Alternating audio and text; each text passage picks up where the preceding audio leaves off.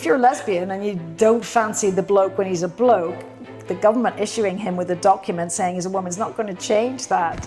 This has to be one of the few movements where the more people get to know about it, the more they oppose it. You can't protect a sex category if that category has both sexes in it. Campaigners in other parts of the world are looking at us and saying, you know, they've managed to be Terf Island. I wanted people to get the sort of inside story about what it was like to be a pioneer in a very difficult field. What were you thinking then? How did that feel? Pretty much every woman in that book thought, well, everyone will see how crazy it is. And then it was a complete shock to discover that that wasn't enough. I wanted to make sure that people knew the important work that a few women had done that was so critical. And you can do it too. I remember reading that and thinking, what? What? Maybe that's part of our success as Terf Island. Hi everyone, I am here with Fiona McAnena, the author of Terf Island, and of course you're part of Sex Matters. When did you join Sex Matters? Early last year, yeah, February 2024. Okay, so we'll talk about that as well. Okay. But obviously the reason why we're here is to talk about this book, Terf Island, how the UK resisted trans ideology. Immediately it feels like an invitation, right? Because also it says welcome to Terf Island quite early on. I was originally going to call it Welcome to Terf Island, you see. That really appeals to me because it says like, yes, we're Terf Island, come on board. So what made you go for that title? Well, I heard it so much, and I heard people say it as a criticism, contemptuously, and I heard people say it as almost in admiration. You know, they've managed to be Terf Island. And you probably remember someone posted a map of the world and it had lights to show, like a light map to show where the intense Terf activity was. And of course the UK lit up like a beacon. And I thought, let's embrace it. Let's be proud of what we've done, because we know that campaigners in other parts of the world are looking at us and saying, you're making some headway and we'd like to know how you did that. We'd like to do that too. So I felt I wanted to embrace it. And to invite others to join, because it says here early on, for everyone who found their voice and for everyone who needs help to find theirs. Courage calls to courage everywhere. So from the outset, it feels like a positive book. Yeah, I mean, the reason I wrote it was because as the resistance grows, I'm meeting more and more people who don't know the history. And sometimes that doesn't matter. But I wanted them, in particular, I wanted to make sure that people knew the important work that a few women had done that was so critical. And Stephanie Davis-Arai, who I think she would never say this, and she doesn't even want me saying it, but I think she has done more than any other individual to protect children in the UK from having their fertility and their sexual function destroyed by puberty blockers, you know, because she has been on this almost 10 years now. Right. And she has been part, as you can tell from the book, part of the critical campaigns to stop the use of puberty blockers. So I wanted to make sure people knew that. She's quite a modest person, and like I say, I was meeting people who had no idea. And then before I joined Sex Matters, I worked for 5 years with Nicola Williams from Fair Play for Women. Yeah. And again, because the campaign that she generated really out of nothing in 2018 was the single most significant factor that the government mentioned when they finally decided not to pursue sex self-ID.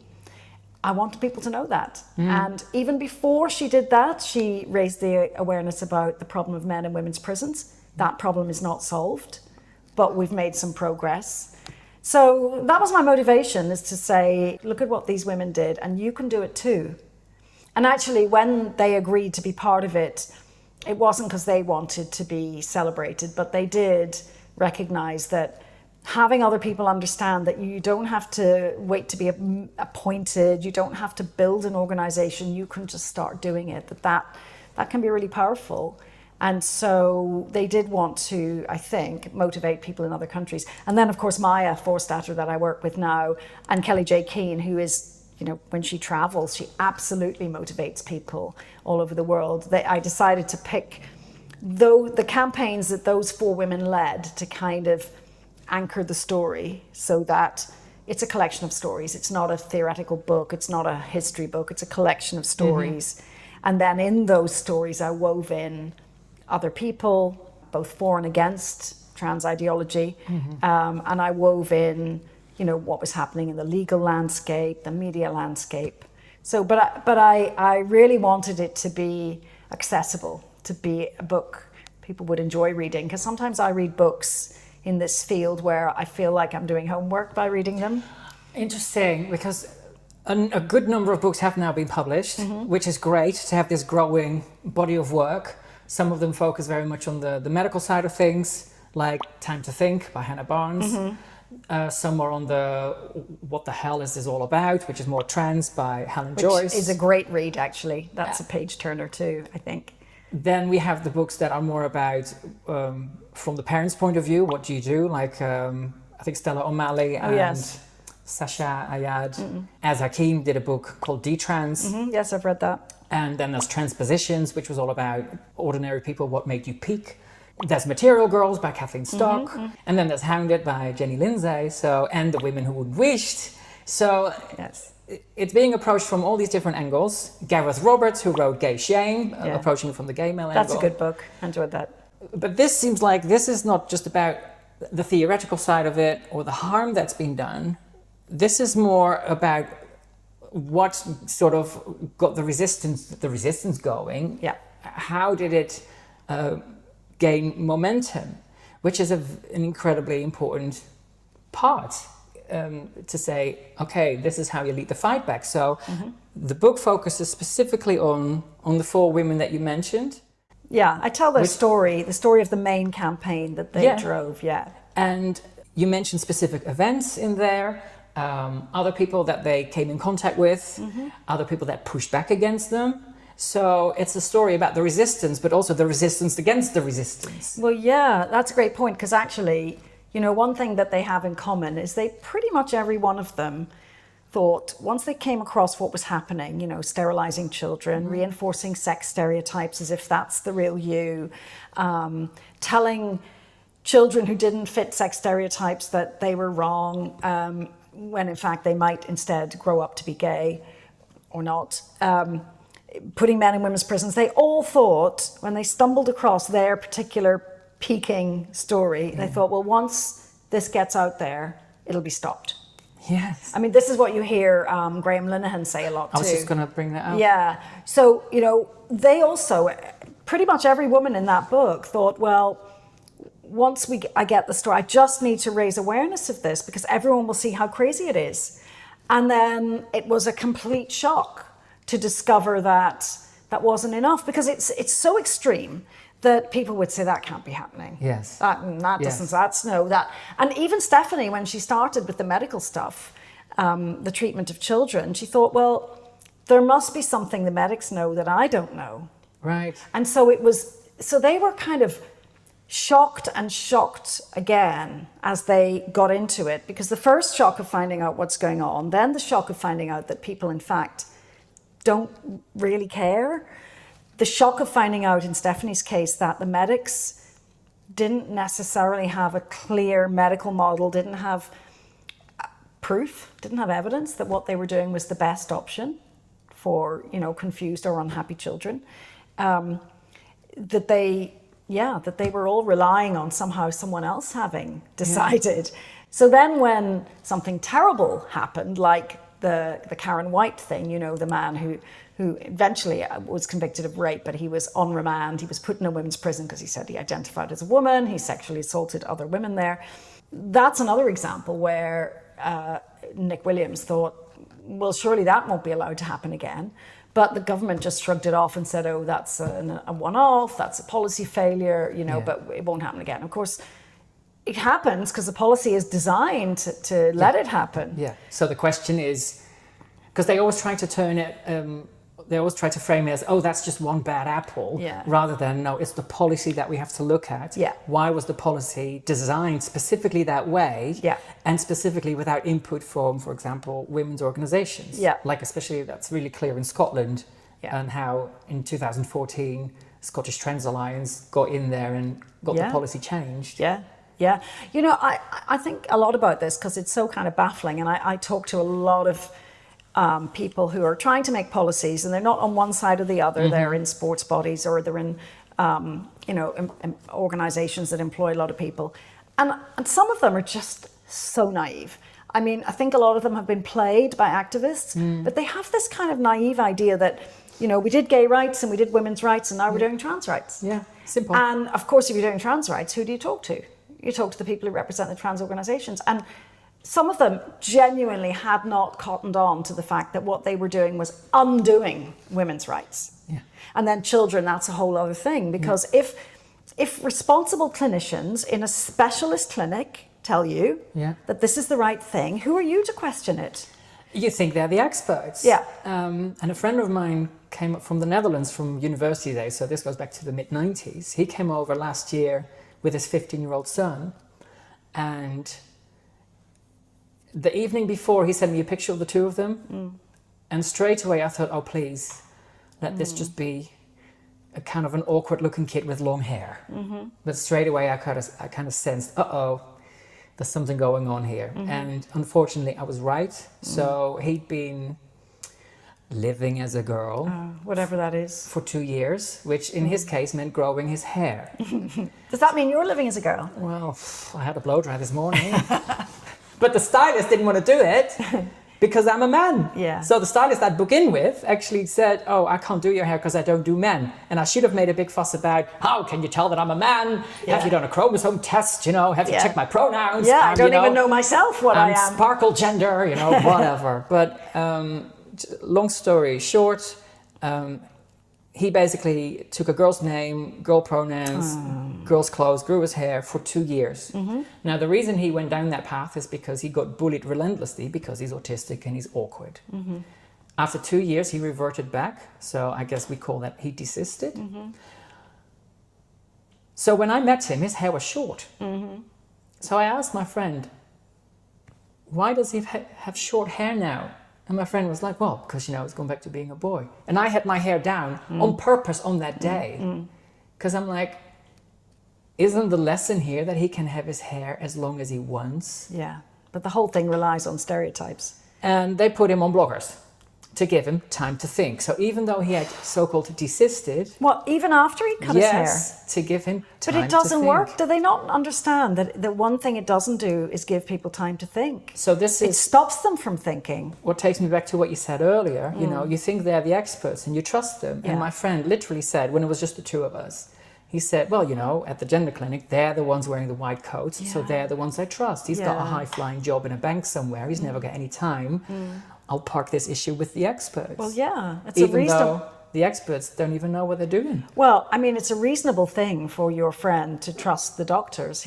And that's, again, I think part of why it was so hard to get the word out, because sometimes we sound like conspiracy theorists. Yeah, crazy. The idea that you're saying that this is all being done without anyone really understanding it, and it's just reinforcing sex stereotypes, and there's no medical model for it, and it just sounds too crazy. So I just want to take a few steps back and look at your own sort of peaking experience and how you got involved with Nicola Williams, whether you were already friends or you just came across each other somehow.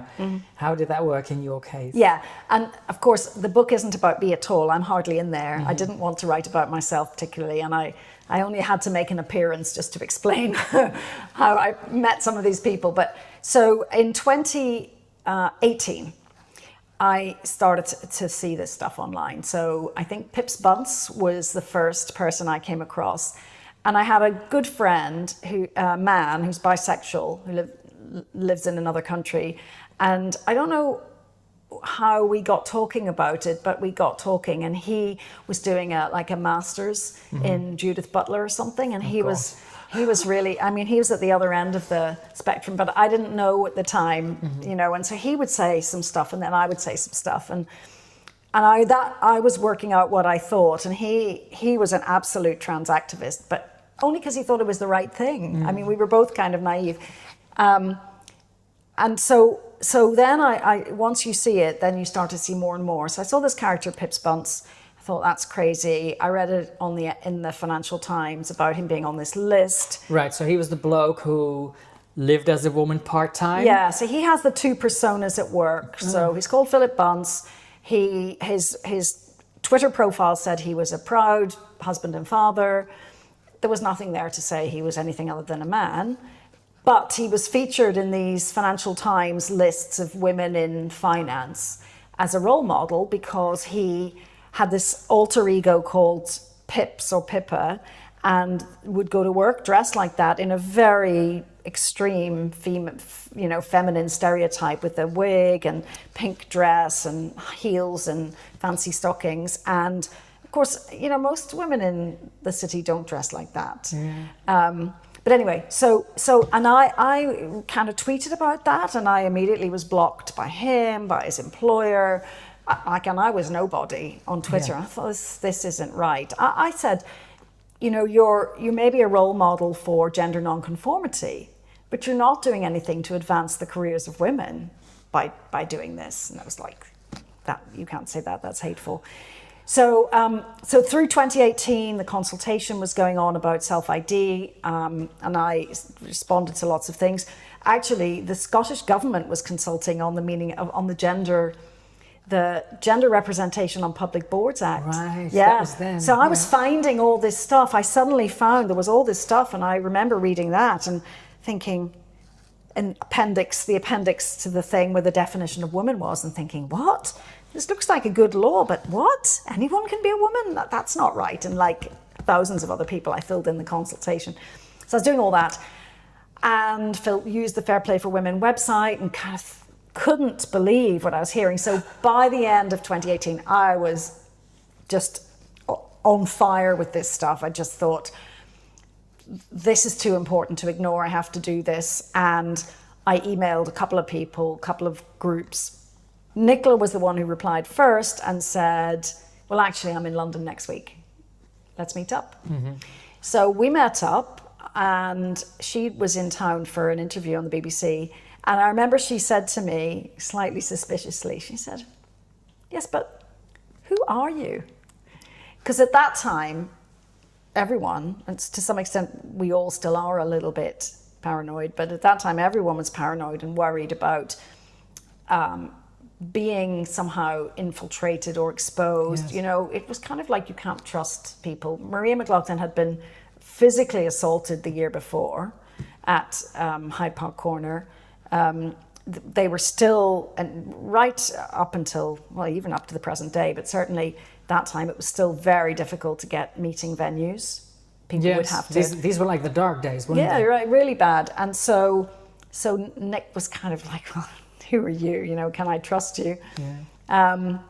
But very quickly, I think she decided she wanted a buddy to work with. She'd had a woman called Rebecca who helped her through the 2018 campaign, the fundraising, the Hands Off My Rights whole thing. And then it kind of, when that campaign was finished, Rebecca kind of went back to her day job, and so Nick was ready for a new partner. So that is how we did. And she came to my house then, and we kind of spent a day working out what was Fair Play for Women going to do now that the self-ID campaign was over and the government had taken away the consultation and it was all silent. We just had to wait and see how that would pan out. But she knew from having done that work that the real problem wasn't that some people had a certificate. The real problem was that so many organizations had just decided that anyone who said they were a woman was a woman. And this is where Trina Budge from For Women Scotland also had the sharpness, I guess, or the acumen to spot what exactly the problem was with that equal representation on the gender boards thing. So if it wasn't, say, for Nicola at the time, if it wasn't for Trina and just spotting these little tiny things that they're just trying to sort of sneak in, we may not be here today in a completely different situation. Well, and the Trina's insight's really important because what that Scottish law was trying to do was, it wasn't like a lot of the exceptions for single sex in the Equality Act are to do with separate services or single sex services. You know, all the stuff we talk about a lot where men and women need to be separate, mainly for everyone's privacy, but mainly for the benefit of women. But there's another piece called positive action, which is you can, if a group is really underrepresented and disadvantaged, it's about addressing historical disadvantage, historical prejudice. And that's what this act was meant to do. It was meant to say, you know, women are underrepresented on boards, let's try and get them a bit more present. And of course, she spotted that wasn't going to work at all if actually you didn't have women. If you had men who identify as women on boards, then you're not going to hear female voices, which was the whole point. In fact, you're going to hear, literally, you're going to hear from men instead, and men who have a particular notion of what womanhood is, but who have no experience of it. So it was really bad. The other thing I didn't know back then is that the gender representation on Scottish public boards was already 49% of women. Yes, it wasn't even necessary. It wasn't necessary. So she saw, I think, that it was you know, a Trojan horse for getting self-ID absolutely embedded in Scottish public law. Which was crucial. And with so many of these stories, like even with yourself, you saw things, you're like, that's not right, I'm going to get in touch with others. Nicola saw something and she's like, I must do something. She starts an organization. Fair Play for Women, which was one of the first that I came across when I started looking into this in about 2019. So I came across Transgender Trend, Fair Play for Women, and Kelly J. King and her events. So there's so much, I think, that people who have been in this for a bit longer will recognize, like the events that you mentioned that people have been to, and obviously the characters. But this gives us so much more information of all the hard graft that these 4 women have put in, all these meetings that they went to, all these talks, all these campaigns. It's incredible. Well, I hope that it's not too much detail, because actually what I did was I spent a lot of time talking to each of them. Right. And asking them how things felt. What were you thinking then? How did that feel? And I wanted people to get the sort of inside story about what it was like to be a pioneer in a very difficult field. Because they were kind of like the founding mothers of Terf Island, right? Well, I think they were probably, you know, the generation that went mainstream. Right. Because there were women before, you know, who did important things. And I've mentioned some of them in the introduction, the chapter you showed, Welcome to Terf Island. So there were other women who were talking about this 15 years before, and they must have found it very difficult. But yes, I think in order for us to become Terf Island, it was those big pushes. So it was ending puberty blockers in the UK, which was absolutely pioneering. It was stopping legal self-ID when the government was all set to adopt it, which was really important. It was getting the forced outer judgment, which protected gender-critical beliefs in law, really important. And it was Kelly J, well, she's just a bit of a star, isn't she? She goes around the world and everybody wants a piece of her. And she's absolutely fearless. But she really is. I mean, this is, again, we've got these 4 very different women, so it shows very different approaches, but also very different personalities. And, you know, as we're rowing the Terf Island boat, you need a very mixed team in terms of skill sets, in terms of personalities, because we all speak to different audiences. Yeah. I mean, I think one of our challenges is how do you recruit people to understand that this is important, that there are issues here, conflicts of rights that need to be sorted out, and that it's a completely reasonable thing to talk about. And so if you don't have a range of voices, I think you risk only recruiting a certain type of supporter. So I think that's part of the challenge. There have to be people who provide courage to others. You know, Riley Gaines in the US, who was one of the swimmers, she's the one who tied with Leah Thomas at the national championships. She said that it was Kelly J shouting, "He's a man," who gave her the courage to speak up.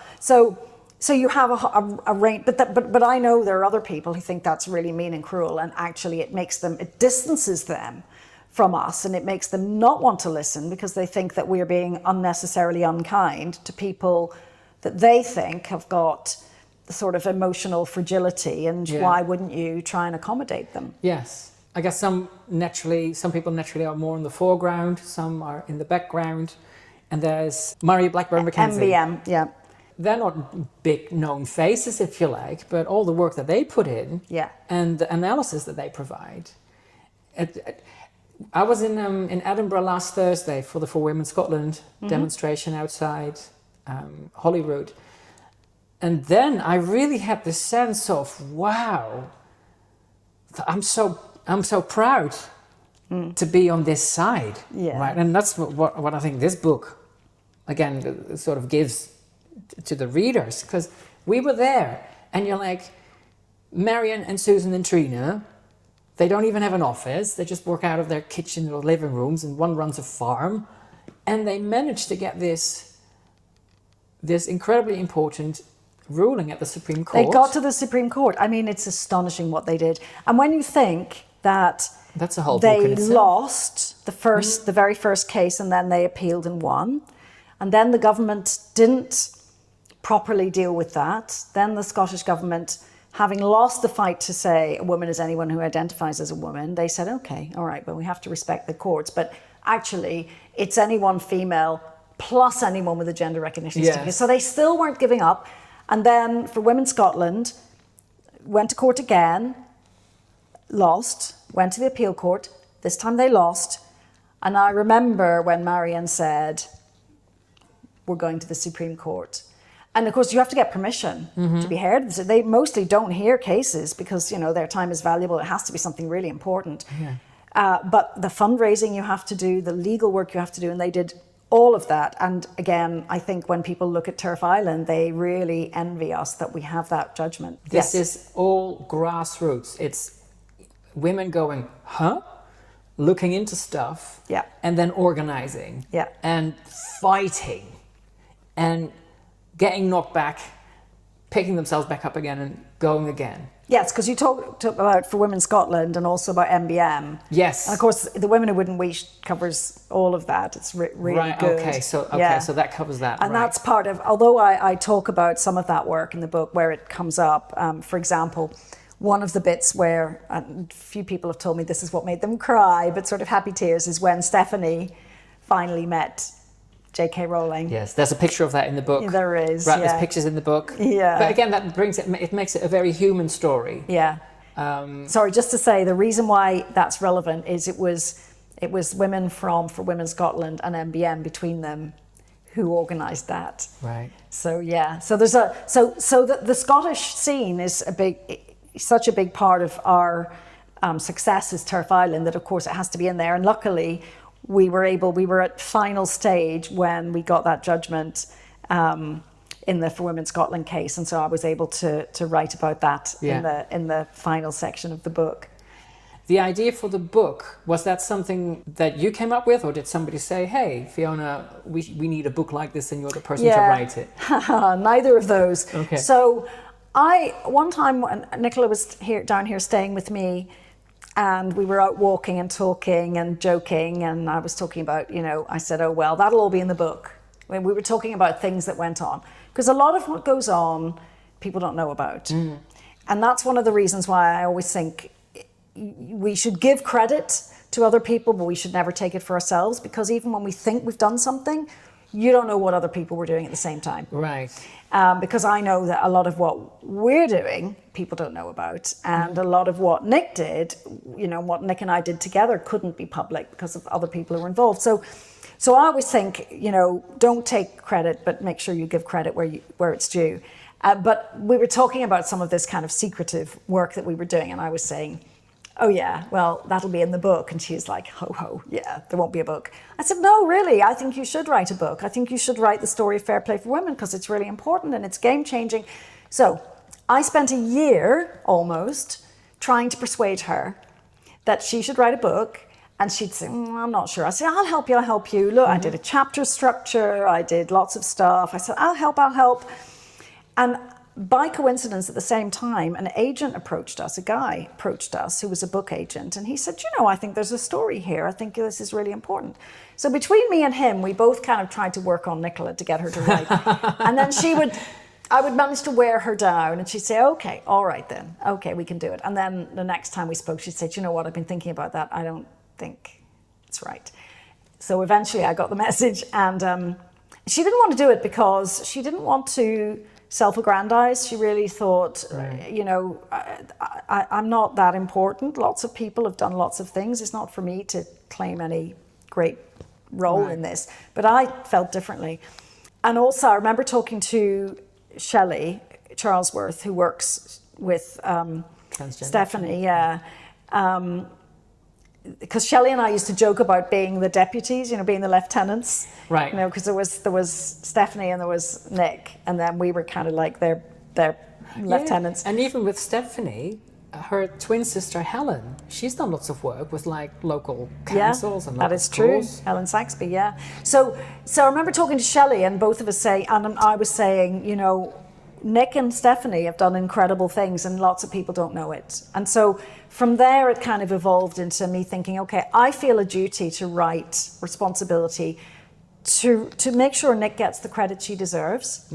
Shelley felt that for Stephanie, and I said, oh, I think I can do that. I can write Stephanie's story. And then when I thought about what's the proposition, what's the structure, I thought, you know, there are a few big campaigns that have absolutely made us into Terf Island, and those are the ones led by these women. So I was originally going to have that each chapter was a campaign rather than a person. So Transgender Trend, Hands Off My Rights, which is Nick's campaign against self-ID, Let Women Speak, and Worthy of Respect in a Democratic Society, which was the ruling that Maya won. And then once we eventually were ready to publish, you know, the publisher said, no, actually, it's about the people, not the campaign. So the campaigns are in there, but it's about the people. Right. But that's how it came about. I thought there are some important stories here, and then there are many other people with important stories too, but I've picked these ones, and I already spent a lot of time with Stephanie and with Nick, but I spent time, you know, clipped a microphone on them and said, let's walk and talk, and we talked about it all. And then I did the same with Maya and Kelly J, just recorded them telling me, and I was able to ask them. I mean, there's a lot in the public domain, but I was able to ask them those questions about how did that feel, what happened. And I think that insight into how it was for them is really important, because, you know, you can present, like Nick went on TV and she's really introverted. She really didn't feel comfortable. She's really out of her comfort zone, but she put on such a brave face that you wouldn't know that. And so other people might think, well, I can't do that. She can do that, but I can't do that. Yeah. So we kind of felt it's a manual for people to understand that they can, not just on this issue, but maybe other issues too. Right. And that's why it's so great to have 4 very different personalities. I mean, completely different. They really are, aren't they? So that they all resonate in a different way with different people. Yeah. Like, and I was wondering, because originally your background is in branding. Yeah, brand management, yeah.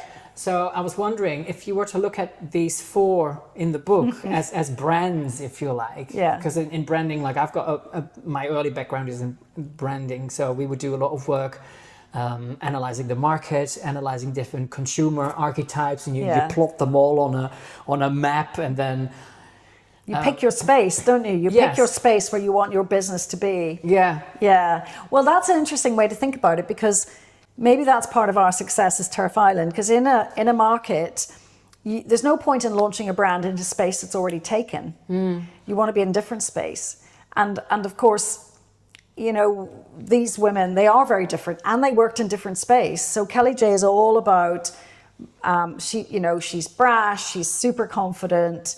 I never lose. Yeah. And she also gives a voice to other people, and she just goes everywhere, and she's not about, policy analysis or any of that stuff. You contrast that with Nicola Williams, who is, really rigorous, goes back to primary sources, really doesn't want it to be about her at all, doesn't speak off the cuff.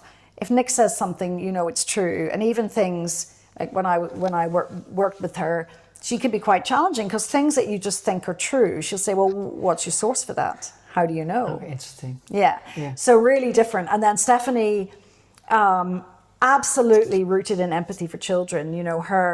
When you read about her early life and her work communicating with kids, that business that she developed about how do adults and children properly understand one another. And one of the things I hadn't really grasped fully about her approach until I talked to her some more for the book is it's about their children first, and they have some kind of dysphoria or novel identity or trans identity, if you want to call it that. That's second. They're children first. Yeah. And you have to remember that we treat children differently. We do not treat them as mini adults. But when the trans label goes on, all that goes out the window. David Bell from the Tavistock, he said the same thing, that even to use the term trans child, it's a foregone conclusion then. And just to finish the set, so Maya, again, I didn't know this until I really got to know her, but she was one of the people who started the Let Toys Be Toys campaign. Yeah, and Stephanie was part of the No More Page 3 campaign. So Maya had been a bit of she'd done this kind of parenting-led thing. I think I think they started on Mumsnet, and then they did Let Toys Be Toys. But then she went off, and she wasn't a campaigner. She was a professional woman. She worked in the development sector. She did her projects and her analysis. A little bit like Nick in that, very rigorous, first principles, thorough. Definitely, more of an introvert than an extrovert. So definitely not seeking the limelight at all. And as we know, how she ended up here was because of her engagement with the 2018 Gender Recognition Act proposals, picking up a leaflet from a Fair Play for Women leaflet and leaving it in the office, and then eventually, of course, losing her job and having the courage then to tackle that and to see it through. So it wasn't, she certainly didn't set out expecting to campaign, not at all. It wasn't. Right. A lot of this is very organic. Yeah, really. Really organic. And actually, what it shows too is that anybody can do it. There's no right way to be a campaigner. Which is a really important message. Because I just thought, I'm going to make a video. I'm just going to make a little song to take the piss out of Dr. Harrop, right? That's the first one I did, I think. And then it just, I guess you just find your way. So you're another example, you see, of a different voice. So coming back to your idea of the brand map, the market landscape, these are all really quite different ways of coming at this. And there are many others. And so maybe that's why we're special. But I don't like to kind of claim specialness for us too much, because I think that there are many other people in other countries who are really committed and talented and courageous and articulate. So it's not because we're great campaigners and they're not. They're great campaigners too, but for some reason, which we might talk about, somehow it just coalesced in the UK in a way that individual campaigns in, say, the USA, Canada, Australia, they just haven't been able to have the political impact. Right, and I guess also somehow they all connected. And one thing that you pointed out in the book, or that I heard you talk about to Helen Joyce, is that there's so many little connections, because it was Venice Allen and Linda Bellos that were taken to court. That's a few years ago now. Yeah. And I looked that up the other day, and there were pictures of supporters outside, and Maya was there. And I'm like, this was before her case. Yeah, she was there. That was the first thing she ever went to. So that's the first thing she went to. And Kelly J was there too. Kelly J was there, and that's where she picked up a leaflet for women's for Fair Play for Women. Yeah. That ended up on her desk. That created her whole hoo-ha. Yeah. It's so wonderful to see the somehow, as different and disparate, is that the word? As we might be as a movement. And yet there's all these tiny little things putting us together. Yeah, I think so. I found that really nice, and something that didn't make it into the book, actually, that Maya had stickers that she designed herself that said, and they weren't the most brilliant stickers, right? They were quite wordy, and it said something like, if it says that it's a single sex space, that means you have to be female, read the Equality Act, something like that, these stickers.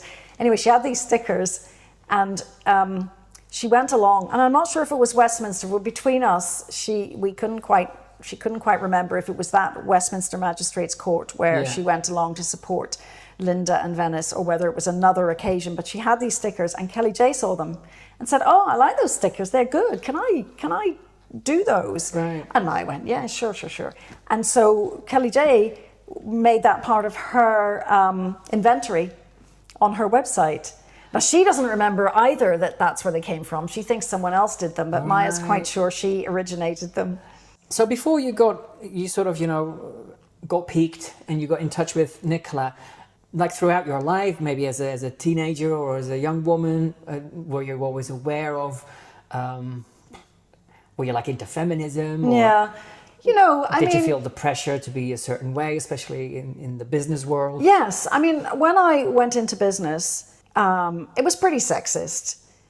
But at the same time, I felt like the rules had changed and, the fight for equality was won and I would be able to progress. And sometimes people were really sexist and, men would comment on your legs or whatever, stupid stuff. But that seemed trivial to me because I thought we were operating in a world of rules in which some people might behave badly, but actually it wasn't allowed in any meaningful way. And so I thought that I would have said, well, of course I'm a feminist, but I'm ashamed to say, we don't really need to do very much, do we? And I progressed. I was the breadwinner in my house. My husband looked after the kids. I worked and traveled and did all my stuff and thought, well, that's what feminism has made possible. That's what other people made possible for me, that I can have that career. And I'm just a woman doing stuff. It's not even, I'm just being, right? I'm just being a professional person. Working. Yeah, but it doesn't matter. So I happen to be a woman doing it. That's a proof that feminism worked because now I can do this. And I kind of can't help thinking that if I'd known then what I know now, I would have been very demoralized because actually I think that this movement reflects how women as a sex are still second-class citizens. If women were the ones demanding that they get access to men's prisons or men's sport or, look how long it took for even men's clubs and men's golf clubs to let women in. So I sort of think, in the end, it's really obvious who gets listened to and that the men who identify as women, they know who the men are. And so I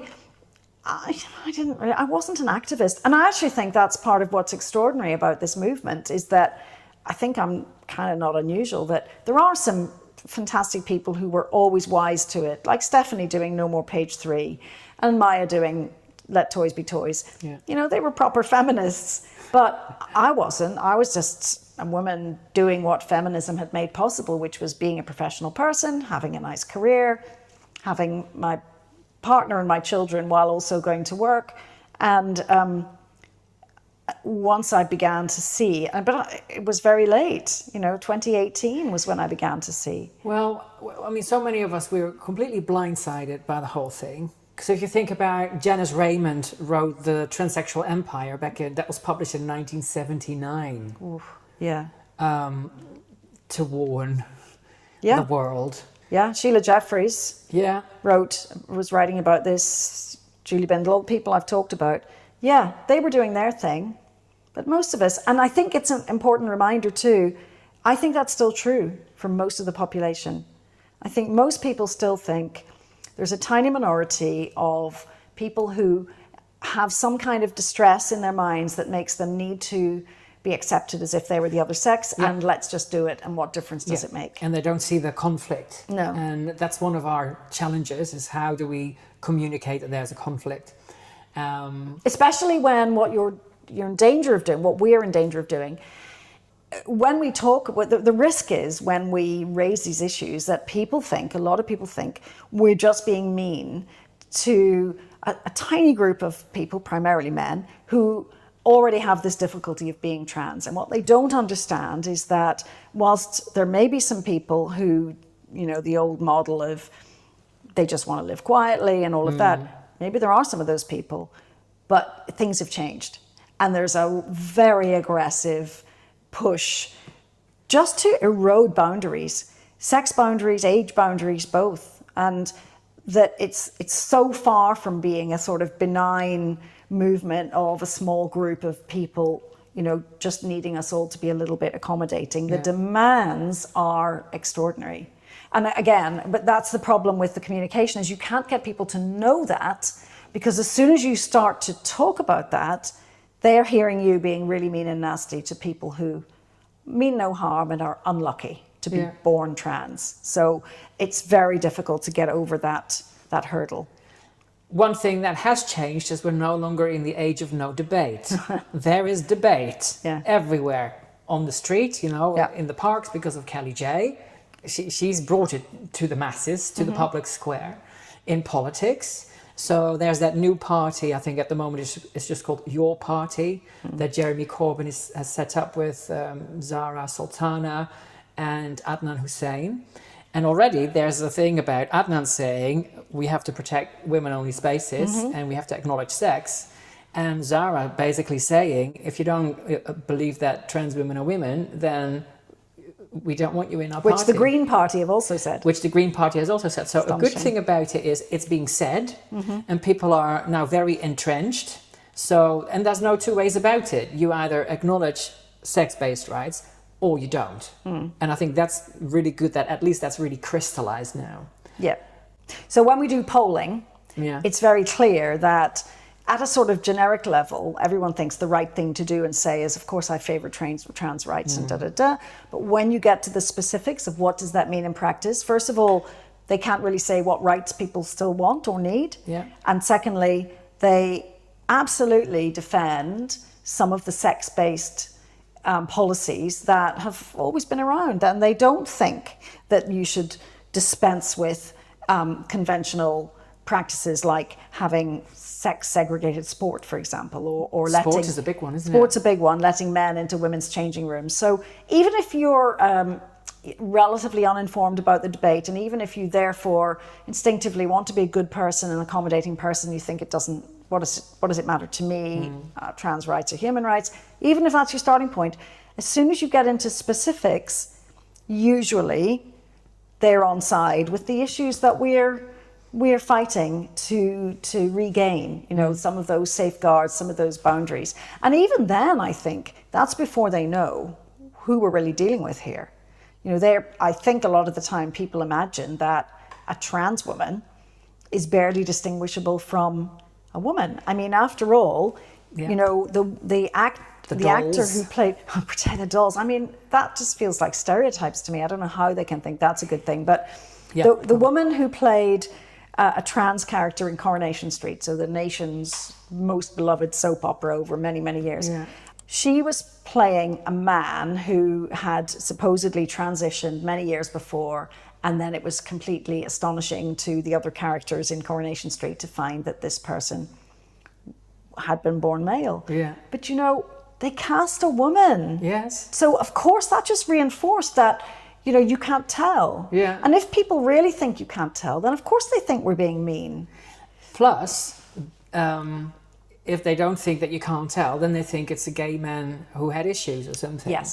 So, and again, with the gays, I guess many politicians or institutions thought, well, we got that horribly wrong, so now we have to sort of overcompensate for that. And then, like, last week I was in Guildford for Pride in Surrey, and I spoke to a local mayor, the mayor for Waverley, Penny something. I couldn't believe how happy she was to say to me, oh, I don't get this sex gender stuff, I just don't get it. I'm old, ha ha ha ha ha. Supreme Court ruling, I don't care. I'm like, you're a politician. You have a responsibility to uphold the law, and for the people and the organizations that you work with to uphold the law. And here you're saying that you don't care? But she's also saying, I don't know anything about it. And she was there supporting Pride. So I think that tells you a lot, because, Pride has been a fantastically successful movement, and they've reached a point where everyone thinks it's just a good thing. And what kind of person would question Pride? You'd have to be a horrible bigot, wouldn't you? So that's where they've got to. And actually, it's interesting. I had thought that the backlash against some of the trans overreach might hurt gay rights, but I don't think that has happened. Maybe not in the UK. I mean, one of the arguments that I often, or the things that they say to me online is, you'll be next. Yeah. And I'm like, how can you say that? Because we've been on the menu for the trans lobby for decades now. And that's, again, we had the lesbian interveners in the For Women Scotland case, who, again, are just ordinary women just going, what? They managed to get all their legal arguments in order. They were quoted in the Supreme Court ruling. Yeah, their intervention was really important, because I was in court when the case was being heard. And the judges were very intrigued by this idea that lesbians were somehow losing the right to meet as a group. Yeah. Because if you interpreted having a gender recognition certificate as having changed your sex for all purposes, that meant that men who said they were lesbians, who got the paperwork from the government, were entitled to be there. And they talked about this. They talked about it brilliantly in the judgment, actually, about how you're not sexually attracted to a piece of paper. So if you're a lesbian and you don't fancy the bloke when he's a bloke, the government issuing him with a document saying he's a woman is not going to change that. No. And that definitely landed with the judges. Good. Now that we're pushing back here in the UK successfully, we're hardly out of the woods. No. Because, like the trade union conference, they passed a motion saying they reject the Supreme Court. When has that ever happened before? I mean, you talked about how great that day was when we were all inside and then outside the Supreme Court, when we got the judgment on the 16th of April that For Women Scotland had won their case. And I remember looking across, we all were warned we had to be absolutely silent in the court. And we were all sitting there, those of us who had any kind of part, as interveners, or obviously the claimants, we all had reserved seating. So I was sitting in the front row on one side, and I looked across at Susan and Marion from For Women Scotland. And when the judgment was being read, they were just silently weeping. There were tears rolling down their faces. And then when the judges all got up and went out, everybody just burst into a spontaneous round of applause. It was amazing. And then we all came out, and it was so joyous. I did not anticipate then how many people would claim the judgment wasn't clear, we don't agree with it. And the two things can't really be true at once, right? If you don't agree with it, you must know what it means. Yeah. But simultaneously, it's not clear. We're not going to take any action. We don't know what to do. We've set up a working group. It's going to take some time. The amount of resistance to just taking a very clear judgment that told people what they already knew, which is sometimes the men have to do one thing and the women have to do another. It's been that way for a long time. This is one thing that Sal Grover always points out, is like, it's the most boring thing in a way. Yeah, it's completely mundane, isn't it? On the one hand, it's so crazy, but she's like, oh, this is the most boring fight ever. Even though so many people pay such a heavy toll, which also comes up in your book. There was a blurb that I read about Venice Allen, and how when she had to go to court, the impact that on her emotionally, on her family life, and the kids going, Mummy, please stop. Please. I know. And also with Kelly J, when she told me about actually what she was thinking when she was trying to fight her way out of that mob in Auckland, and she said, I hope the kids aren't watching this. And people, it was being live streamed, and Angie Jones in Australia watching it thinking, oh my God, and people in the chat going, is she dead? Is she dead? Yeah. I mean, really disturbing, yeah. So one thing that we see, because sometimes I think, oh my God, they're crazy. They're just nuts. And it's kind of easy to go to that place. And some are nuts, especially the ones online and on the streets, who protest us and things. And that's one thing that made me feel so kind of, as I said earlier, proud to be on this side of the fence when I was in Edinburgh, because you had these formidable women, just normal women, but formidable women. And they organized that whole event. It was fantastic. The atmosphere was so good. And then you had one man with a sound system who just tried to ruin it.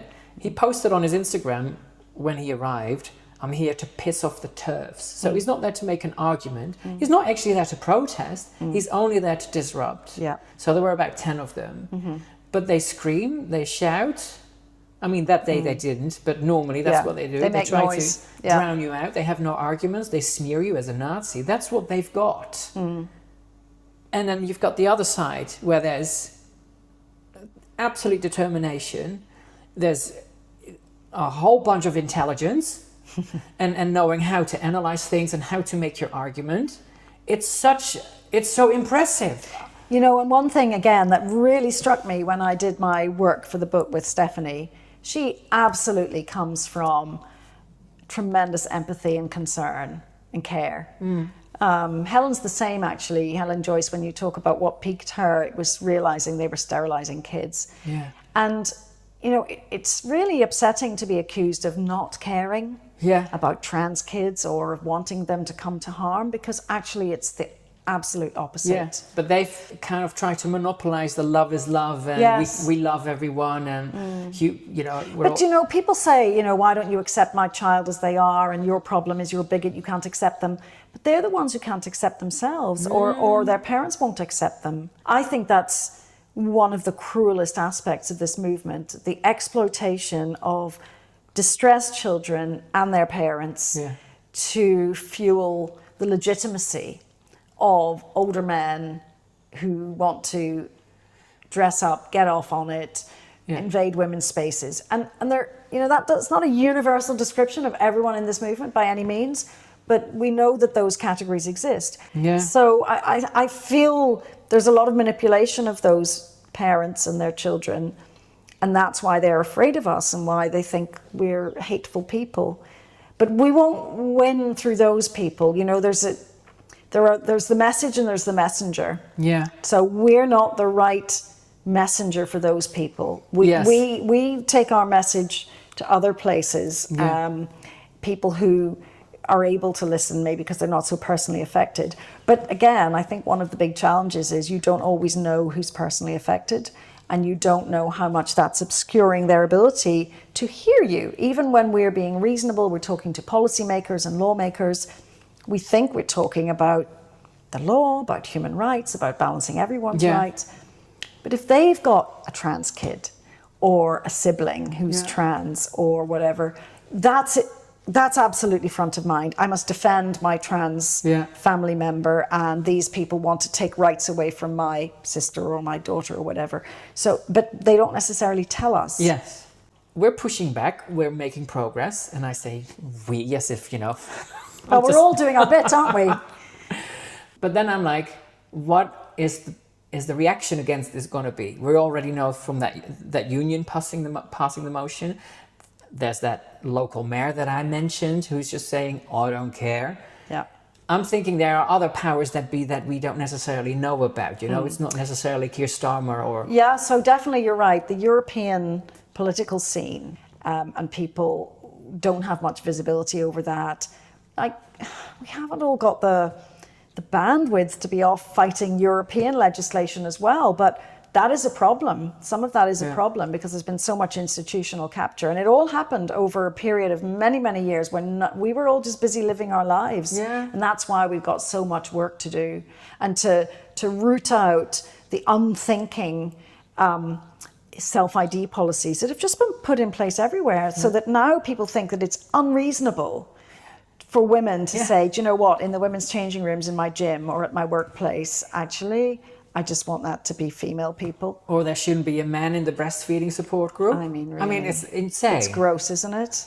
And at least here in the UK, we have the advantage that in the Equality Act, gender reassignment is separate from sex. Yes. In Holland, we don't have that. Yes, and that's a really, really significant thing. You're totally right. And it's not like that in the US either, you know, so that's been a problem that they've rolled.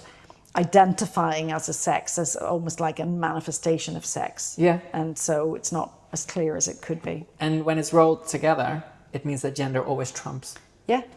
Yeah, or that you can't protect a sex category if that category has both sexes in it. Yeah. I mean, it's duh. Yeah, and this is a problem in Australia if I ever write a book about it, I'll just call it duh. So, if someone from the other side was to read Terf Island, let's just be idealistic for a moment, and they have an open mind, what would you hope for them to take away from the book? A few things. So one thing is I would hope that they see that it isn't an anti-trans movement. It's a pro-women, pro-children, pro-gay rights movement that motivates all the people in that book. There's nobody in there whose starting point is, I have a problem with trans people. They have a problem with demands that have a negative impact on other groups. So that would be my, and if they took that out of it, I'd be really happy, because it's that lack of common understanding that stops us from having meaningful conversations, and especially the politicians. If they understood that we're not anti anything, we're pro something that everyone agreed was a good thing. Everyone agrees children need protection, safeguarding, allowed to grow up non-conforming if they want. Everyone agrees women need single-sex spaces sometimes. Everyone agrees gay people should be free to live their lives without discrimination, without harassment. All we're doing is trying to protect those rights that we already had won and everyone agreed on.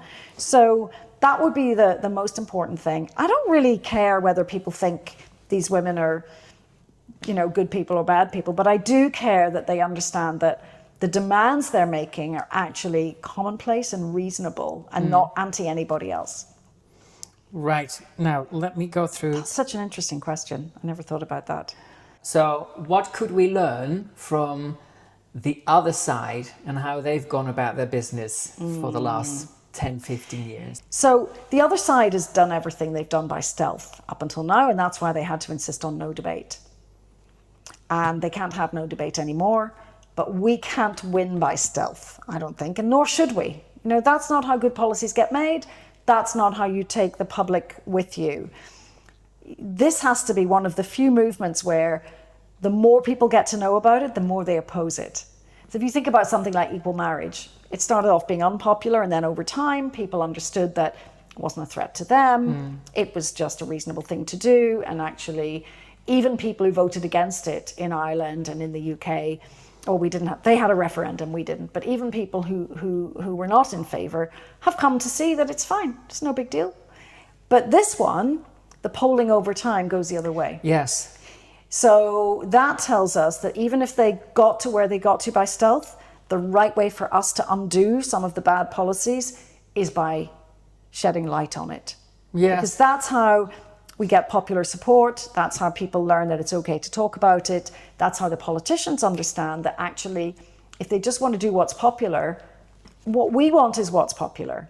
Even if they have no principles of their own, they still should. They usually want to do what's popular, and that's where we are.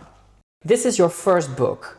Yes. You've never written a book in your life, right? No. Did you write like blog posts or other stuff? Yeah. I used to write blog posts. I used to write, because when I was a marketing consultant, I used to write lots of blog posts about brand issues and marketing issues and advertising and stuff like that. So that probably was years of crafting a style. But actually, I wrote this book in a different style because I realized, and I had help from my agent here, I realized that the most compelling way to tell a story is just to tell the story as if you're literally saying, and then I did this, and then this happened, and then I was thinking this. And so when I was writing business blogs, they were much tighter and more compressed. And when I sat down to write these women's stories, I thought, well, actually, I am just telling their story, so just tell it like it is. And oddly enough, that made it easier to write. And I quite enjoyed it because some of what they were telling me was astonishing. And even though I'd been really involved in this, and I'd written loads of articles for the Fair Play for Women website, and I've written articles on the Sex Matters website. We don't put names on like everybody writes in-house style, but lots of the content on the Fair Play for Women website I had done. Some of the content on the Sex Matters website I've done. But I needed to find my own voice to write this. And at the same time, I needed to tell their stories in the most compelling way. But it was kind of easier. Okay. Yeah, because it was me. It was just me talking and letting them talk. Yeah. And what were some of the things what was the most enjoyable part of writing the book? Yes. The best bit was something you've touched on already, finding the connections. So discovering, I mean, Some of the women that I've written about and talked to for the book, I didn't really know that well before. So someone like Venice Allen or Julia Long, I really didn't know how much they'd done. And so finding that out and then having to follow the threads that I started to pull and having to go and, you know, think, oh God, I need to know more about that. And then finding their stories was really great. And then how they were all connected and, you know, some of the photographs, like there's a photograph in there of Nick Williams with Stephanie Davis Orion. It's a really lovely picture. And actually, I was at that event, and it was the first event where Maya spoke. And we were all there. And in fact, Maya spoke at that event as a last-minute stand-in because someone else hadn't been able to turn up. So all of the connections are really a really nice part of it. But when I was involved first, you know, 2018, 19, 20, it was kind of exciting that everyone knew everyone else. But after a while, I started to think, well, that's all very well and nice, but wouldn't it be better if we had a huge movement where people didn't know each other because it was so big? Wouldn't that be a better thing? So maybe we're getting to that stage now. Well, I mean, we're also at a point now where fractures are becoming more apparent. And I think people naturally gravitate to, you know, different personalities or different organizations. There's so much still to be done. I feel this is like the first battle. It took like 5-10 years, but this is where we've had huge shifts in terms of ending no debate. We've got the Supreme Court ruling, Tavistock's GIDS has been closed. Obviously now there's the new clinics up and running. Not necessarily sure if everything there is hunky-dory. How secure are the wins that we've secured? It's a great question, because when Nick, you know, when self-ID, in 2018, when Nick led the campaign on self-ID and that was successful, during the process of doing that, that's when she understood that the law was only one little bit of it and all these other things would have to be rooted out. And, you know, a lot of people talk about it's like Japanese knotweed, you know, you keep pulling and how do you get it out? Yeah. So how secure are the wins we've got? I think that politicians do not have a will to undo the things we've won because it's too difficult. They actually mostly want to move on from it. So Plus, I think they would have to actively argue against our rights. But, so on the one hand, I think that the legal wins are pretty robust and reliable, but they're only 10% of the problem, because until we get the self-ID that's been put into practice, not because it's the law, but just because people did it, until we get that reversed, you know, nothing changes. Yeah. And so that's why it's a much longer battle than we thought. You know, Maya says in the book, I think this is going to be the rest of my career now. Yeah, and it was never her plan. Yeah, it's not why she got into this. And every day there's something new. Yeah. And every day something gets crazier than what we've seen before. Another good thing is now that, at least in the UK, it's not the same in other places, but again, Terf Island is different. It's not as much a left versus right thing here as it is, for example, in the States. Yes. Again, last Thursday, there were speakers at the For Women Scotland demonstration from the Scottish Conservatives, from Scottish Labour, even an SNP person, I think, spoke. It's becoming more cross-party. Yeah. West Streeting has continued the ban on blockers and made it, well, not permanent, but not as temporary, I suppose. Not as temporary as the 3-month sort of ban that was in place that he extended. Now that's going on for longer. It will be reviewed, so we have to keep our eyes on that. We have to keep our eyes on what they're doing with this idea of a so-called conversion therapy ban. That, I think, is a risk. But at least it seems to be shared. You know, obviously the Greens and the Lib Dems are going completely the other way, but it forces the issue now. And like, as we said earlier, with that new party, now they have to choose, where do you stand? Yeah. It's a great thing that's in a way become the test now. What is a woman? As ridiculous. Yeah. I'd like us to move on from that, because actually it's too easy to dismiss that as a political trick. Culture war. And this and that. Yeah. You know, women's rights aren't a culture war. You know, the Labour government has got this big pledge about ending or reducing or something male violence against women and girls. Well, how on earth is that compatible with letting men go into women's prisons? Yeah. It's so crazy. So that's why we have to get away from the gotchas or the kind of sound bites and actually deal in policy. Because that's where people understand the real life implications, and it's not, and we can't be kind at the expense of other people. You know, that's not reasonable. You can't make those decisions on behalf of everyone. What would you say are top tips for effective turfing? What a lovely question. I think there are different ways to be a TERF, and I think some of the most effective people are not even recognized as TERFs. So, you know, you and I, we're out there. All the people that I wrote about in my book, they're out there.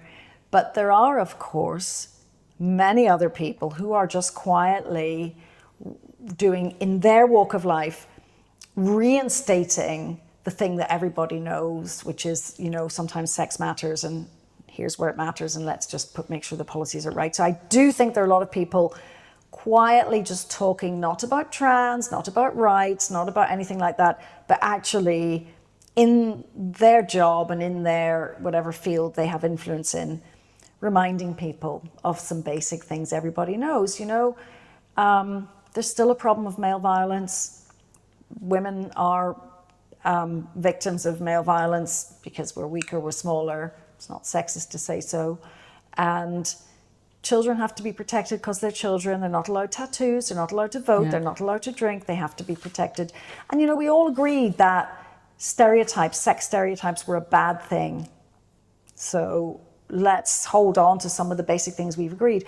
One of the things I often remind people when they say this is a hateful, right-wing, whatever, colonial movement, is that all the big global organizations that people would say are generally good, like the World Health Organization or the United Nations or UNICEF or whatever, they all promote the importance of single-sex facilities specifically to benefit women and girls. So in the developing world, they'll say, you know, girls need to be able to have single-sex toilets to be able to go to school. So there's nothing colonial or right-wing about single-sex toilets. It's just a universally recognized generic thing. So I think good turfing can be quietly just reminding people, not being a TERF at all, but just quietly reminding people of some basic things that we all know. Because if we can rebuild from the bottom up, then we'll get there without sort of triggering people's feeling that maybe the world has changed and we all have to be progressive and we all have to pretend that we don't know what we do know about the basics of humanity, which is we all have a sex and we all know what it is. And sometimes that matters. As you were writing the book, how did you feel? Or was there a point where you had quite strong emotions? Or did you sort of approach it in more of a dry sort of methodical kind of way? Well, it was kind of exciting to me to hear them. You know, all the conversations that I had for research were all one-to-one. So I felt really, I felt quite privileged that they were willing to spend the time with me to tell me their stories. Everyone that I talked to. And it was kind of exciting because I thought, I mean, over and over again, I thought, God, this is amazing. I didn't know this. And I was then excited to share it. Right. Yeah, that makes a lot of sense. So it was kind of exciting. I mean, sometimes there were things that were very shocking. Sometimes there were things that made me laugh. And I felt excited that I would be able to share that. Once or twice, I was almost crying with some of the things I heard. Ooh, yeah, really. Do you remember one of those? Well, one of them was I've already talked about, was Kelly J talking about being afraid, thinking, if I've come all this way and I just die here, my children are going to be so angry with me. But hearing her talk about that was really upsetting. So mainly what I felt when I was doing it was kind of excitement at sharing these stories, because I thought they were such good stories and so worthy of admiration what these women had done. And as a branding specialist... What, me or you? You. If you were to do a quick pitch for this, not necessarily by the book, but for the women of Terf Island and men to join in what would you say? Well, I think that the women I've featured in that book are both ordinary and extraordinary. And I wanted to show both sides of that. So if you care about this, even if you think you're ordinary, if you think you're nothing special, you can do extraordinary things. And the thing that most of all motivates me is that even if you think that what you're saying and doing isn't making any difference, what you know for a fact is if you say and do nothing, you won't make any difference. Yeah. So you have to try, and you have to find your own way, and there are lots of ways to make a difference. So you have to find your own, whatever works for you. So, Terf Island, it is now on sale. Where can people get it? Well, if they look online, the big retailers with online operations like Blackwell's and Amazon, that's where they can get it. There are some independent booksellers that have it too. Maybe people can go and ask for it. Yeah, it should be in libraries. It should be. Again, people can ask their library to order it. Okay, so come and find your voice on Terf Island. Thank you so much for your time. I really enjoyed it, and I'm really going to enjoy reading this, because there were bits where I was like, oh, I want to read that a bit more, but I was on the train here, so I had to write my interview questions. I'm like, I want more time, but it feels like a book that you could really get engrossed in. Yeah, some people have told me that they've stayed up to the wee hours reading. Yeah. And you've got quotes from Richard Dawkins. Yeah, I've got some good endorsements. Right, everyone, so go get your copy. Thank you so much for your time. And thank you, everyone, for watching. And I shall see you in the next one. Ciao. Bye. Thank you so much for watching, and thank you to my PayPal and Patreon supporters. Because of you, I can make videos like this. Special shout out to my big spenders. Help Her Open, Mama Terf and the Terventines, me Julie, the lovely Mary, Julia, Dusty, Joodles, Leffy, Dorothy, Wildfire, Esther, and Martha. Thank you.